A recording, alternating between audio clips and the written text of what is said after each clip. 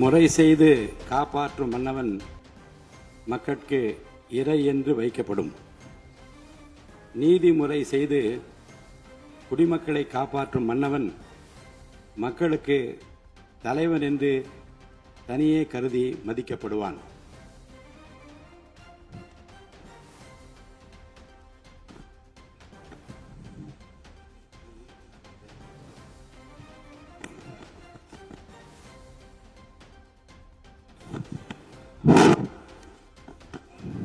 மாண்புமிகு தமிழ்நாடு முதலமைச்சர் புரட்சி தளபதி அவர்களின் 52வது வயதினை பூர்த்தி செய்து 53வது அகவையில் அடியெடுத்து வைத்துள்ளார் என்பதை அறிந்து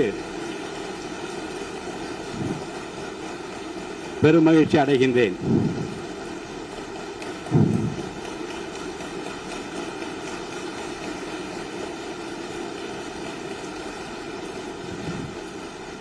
தமிழக அரசியலின் மறுமலர்ச்சி நாயகராக, சொல் வீரர்களுக்கு மத்தியில் செயல் வீரராக, திரைத்துறை மற்றும் அரசியல் துறை என இரண்டிலும் மக்களின் நம்பிக்கை நட்சத்திரமாக, நிமிர்ந்த நன்னடை,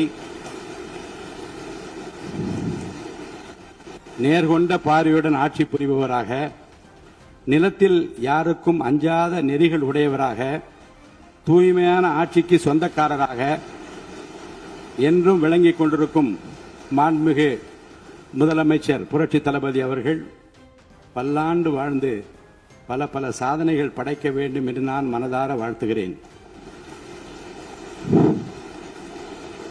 கண்ணுக்கு அழகு இமை, விண்ணுக்கு அழகு மழை, மண்ணுக்கு அழகு மரம், சொல்லுக்கு அழகு தமிழ், தலைமைக்கு அழகு எங்கள் முதல்வர்தான் என்று மக்கள் நினைக்கும் முதல்வருக்கு என் பிறந்தநாள் வாழ்த்துக்கள்.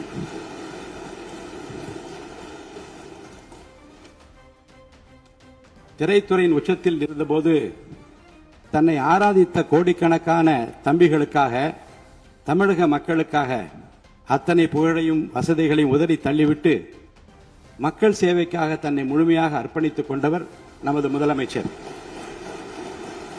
அரசியல் களத்தில் எதிர்கொண்ட பெரும் சோதனைகளையும் அபாண்டமான அவதூறுகளையும் தனது அசாத்திய பொறுமையாலும் மக்கள் பலத்தாலும் முறியடித்து இன்று வென்று காட்டியவர் நம் முதல்வர். அவருக்கு என் பிறந்தநாள் வாழ்த்துக்கள். பிறருடைய அனுபவங்களை மதித்து கற்றுக்கொள்வதில் நம் முதலமைச்சர் மிகுந்த வல்லவர். வெளியில் உள்ளவர்கள் நினைப்பதை காட்டிலும் தமிழகத்தின் அனைத்து துறைகள் குறித்தும் மக்களின் தேவைகள் குறித்தும் துல்லியமான விவரங்கள் அவருக்கு அச்சு பிசகலாமல் தெரியும். எதனையும் ஆழமாக சிந்தித்து முடிவெடுக்கும் அவரது நிர்வாக திறமை அனைவரையும் வியப்பிலே ஆழ்த்துகிறது. தன் மீதான விமர்சனங்களை தன் செயல்களால் முறியடித்து ஒரு தேர்ந்த ஆளுமையாக தினந்தோறும் அரசை வழிநடத்தும் வித்தகருக்கு, முதல்வருக்கு என் பிறந்தநாள் வாழ்த்துக்கள். தமிழக அரசியலில் புதிய சகாயத்தை படைத்து ஏழைகளின் சிரிப்பில் இறைவனை காணும் மாண்புமிகு முதலமைச்சர் சி. ஜோசப் விஜய் அவர்கள் நல்ல ஆரோக்கியத்தோடும் நீண்ட ஆயுளோடும் வாழ வேண்டும் என்று, நம் தமிழகத்தை இந்தியாவின் முதன்மை மாநிலமாக மாற்ற அவர் தொடர்ந்து வழிநடத்த வேண்டும் என்று இறைவனை பிரார்த்தித்து எனது நெஞ்சார்ந்த பிறந்தநாள் வாழ்த்துக்களையும் உங்கள் அனைவர் சார்பிலும் பிறந்தநாள் வாழ்த்துக்களையும் நான் அன்புடன் தெரிவித்துக் கொள்கிறேன்.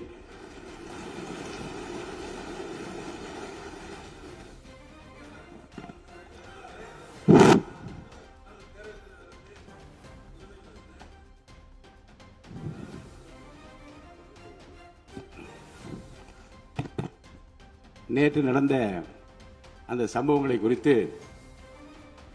திராவிட முன்னேற்றக் கழகம், அனைத்து இந்திய அண்ணா திராவிட முன்னேற்றக் கழகம் உட்பட இந்த அவையில் உள்ள அனைத்து கட்சிகளை சார்ந்தவர்களும் தங்களுடைய எண்ணத்தை வெளிப்படுத்தி இருக்கிறார்கள், துயரத்தை வெளிப்படுத்தி இருக்கிறார்கள், ஆறுதலை வெளிப்படுத்தி கடிதம் மூலமாக எங்கள் கருத்துக்களை சொல்ல வேண்டும், இந்த விதியின் கீழ் சொல்ல வேண்டும் என்றும் என்னை கேட்டிருக்கிறார்கள். இப்போது 110 விதியின் கீழ் தொழிலாளர் நலத்துறை அமைச்சர் என்னிடம் அனுமதி கேட்டிருக்கிறார். ஒரு அறிக்கையை படிக்க வேண்டும் என்று அமைச்சருக்கு அனுமதி அளிக்கப்படுகிறது.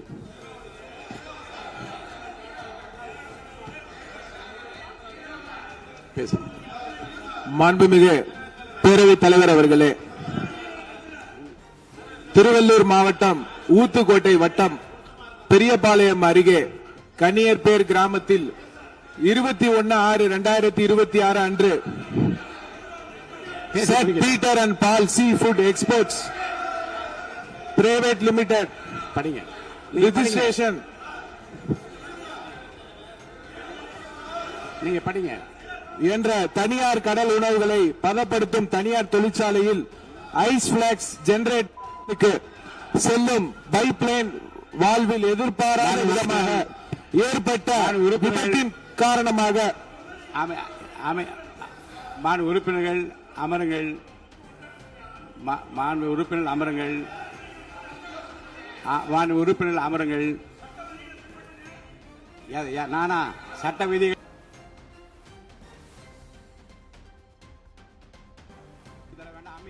முதல்ல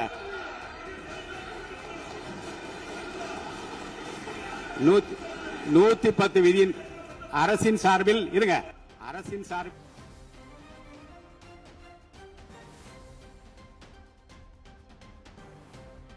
சொல்லட்டும்.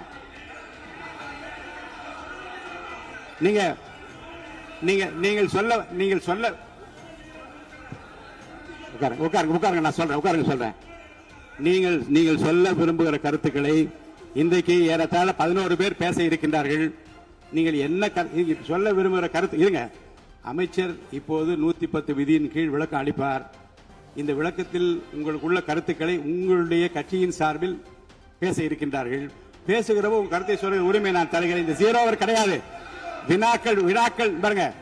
பிசினஸ் அட்வைசரி கமிட்டியில உட்கார்ந்து பேசுகிற போது வினாக்கள் விடைகள் நேரமும் 0